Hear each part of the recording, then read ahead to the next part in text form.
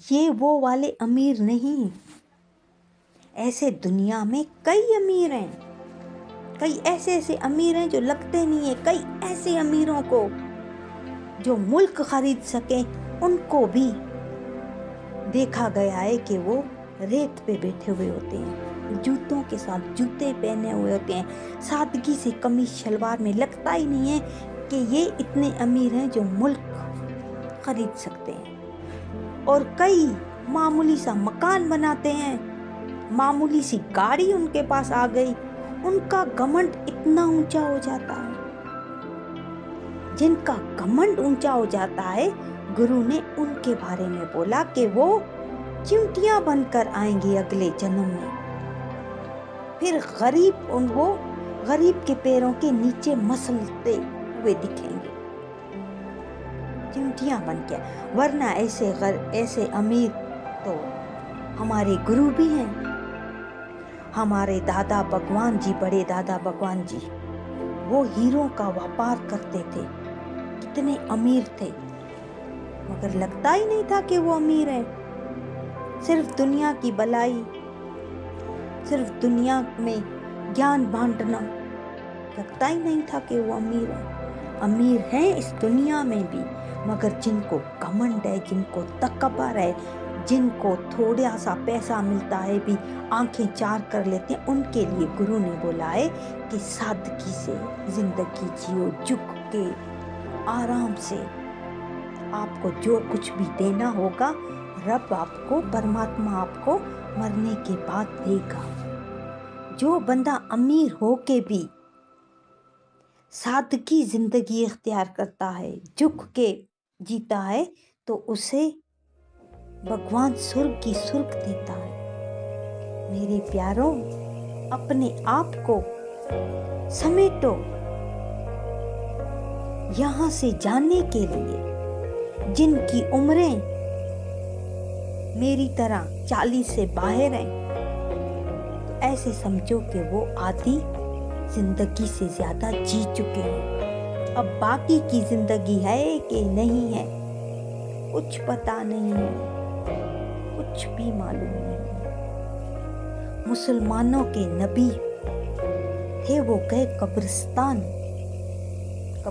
गए तो कब्रों से पूछने लगे, कब्र में मतलब पूछने लगे, कब्र वालों तुम्हारा हाल क्या है? तो एक मुर्दा कब्र के अंदर से बोलने लगा अंदर से कि कफन फट गया है, हड्डियां चूर चूर हैं, माल और दौलत का पता नहीं कहाँ है, पता नहीं वो कहाँ रह गए, पर हिसाब देना पड़ रहा है। आप बताओ नबी पाक कि हमारे घर का क्या हाल है?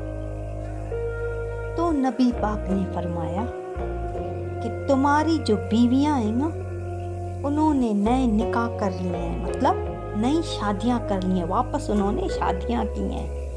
जहां तुम बैठे थे वहां अब कोई और बैठा हुआ है। तुम्हारे दोस्तों ने नए दोस्त बना लिए हैं, अब तुम्हें कोई याद नहीं करता, अब तो तुम्हारा कोई जिक्र भी नहीं करता, अब तो तुम खत्म हो चुके हो, अब इस दुनिया से भी खत्म हो, क्योंकि तुम खत्म हो चुके। अब तुम्हारा कोई चर्चा नहीं करता।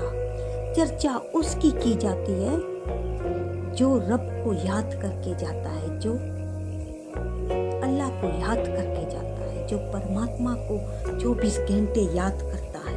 और एक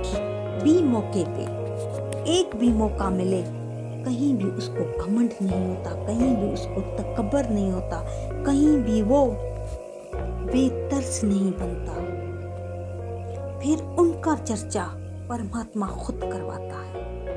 पूरी दुनिया जब तक रहती है उनका चर्चा होता है, जिनका चर्चा रब करवाता है, जिनको परमात्मा याद करता है। जो परमात्मा को याद कर के जाते हैं। क्या ये दुनिया का हुस्न आजिज़ी है, आरज़ी है? जिंदगी का हुस्न खजाना आए, खजाना आ जाए तो कानून ना बनाए, महल बने तो नफरतें फिर ना बनाए। कईयों के महल बन जाते हैं, घर बन जाते हैं, इतनी नफरतें हो जाती हैं जो अपने से नीचे वाले होते हैं, अपने से गरीब रिश्तेदार होते हैं, उठाकर फेंक देते हैं। क्यों? क्योंकि हम आज महल वाले हो गए हैं। अगर परमात्मा जितनी भी दौलत दे तो कभी भी मेरे प्यारों, कभी भी परमात्मा तुम लोगों को इतनी दौलत दे तो अपने आप को नमरूद और फिरौन ना बनने देना। ऐसे सादगी से जिंदगी जियो, ऐसे आराम से कि किसी भी वक्त हम जा सकते हैं। अपने कंध को हमेशा नीचे करो कि हमारा कुछ है ही नहीं। कहीं किसी की शादी थी तो वहां उनके घर के बुजुर्ग से पूछ रहे थे कि आप खुश क्यों नहीं हैं? आपसे खुशी मतलब इतनी जाहिर नहीं हो रही आपके चेहरे पे। तो उसने कहा कि दुनिया की खुशी किस लिए? खुश तो मैं उस वक्त होऊंगा जब मैं जितनी भी इबादत करता हूँ, जितने भी पूजता हूँ, जितना भी परमात्मा को याद करता हूँ, वो मेरी मंजूर हो जाए। परमात्मा मुझसे खुश हो जाए, वो मंजूर होए मेरी कि मैंने आज दिल से परमात्मा को याद किया है, परमात्मा मुझसे खुश हुआ है। इसका पता मुझे चल जाए तब खुश होऊंगा मैं।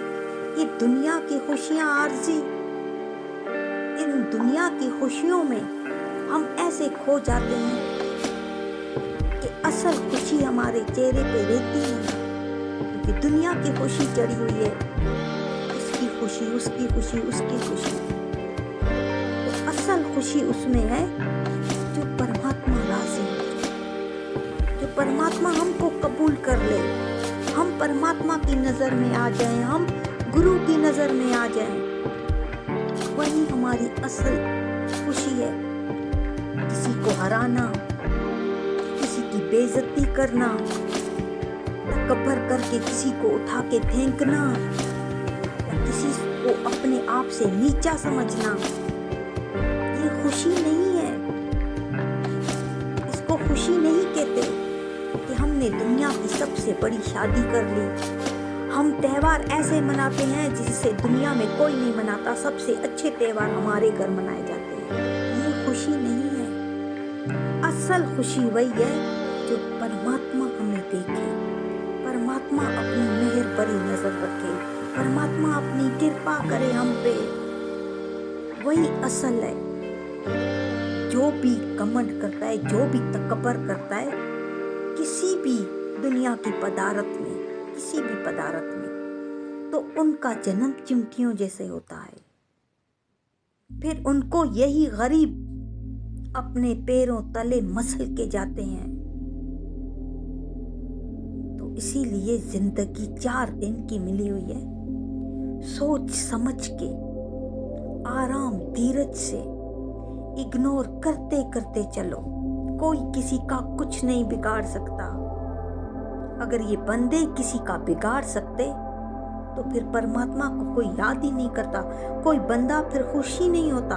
फिर हर कोई किसी की खुशी बिगाड़